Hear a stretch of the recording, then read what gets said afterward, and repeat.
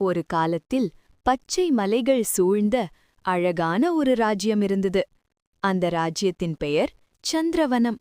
அந்த நாட்டை ஆட்சி செய்தவர் நல்ல மனசு கொண்ட ராஜா அருள்மொழி.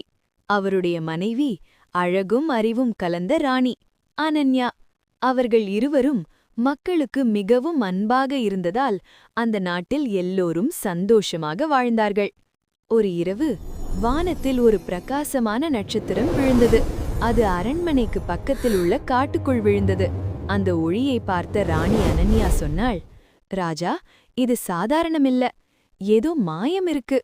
ராஜா அருள்மொழி தைரியமாக, நாம் சென்று பார்க்க வேண்டும் என்றார்.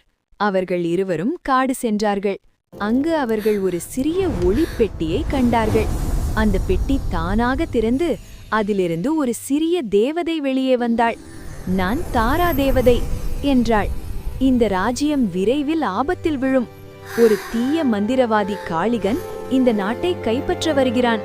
அவர் காற்றை கருப்பாக்கி நதிகளை உலர செய்து மக்களின் மகிழ்ச்சியை திருடுவான். ராணி பயந்தாள். ஆனால் ராஜா தைரியமாக, நாம் இதை தடுக்கணும் என்றார்.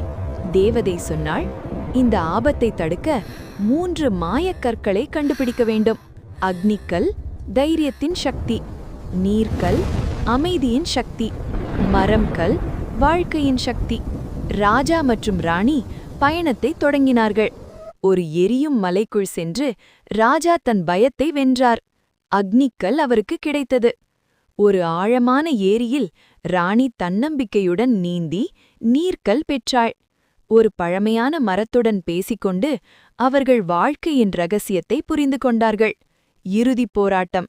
காளிகன் வந்தான். கருப்பு மேகம், மின்னல், புயல். ஆனால் ராஜா மற்றும் ராணி 3 கற்களையும் ஒன்றாக சேர்த்தார்கள்.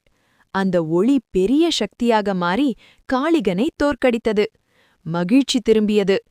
மழை மீண்டும் பெய்தது. மக்கள் சிரித்தார்கள். பூக்கள் மலர்ந்தன.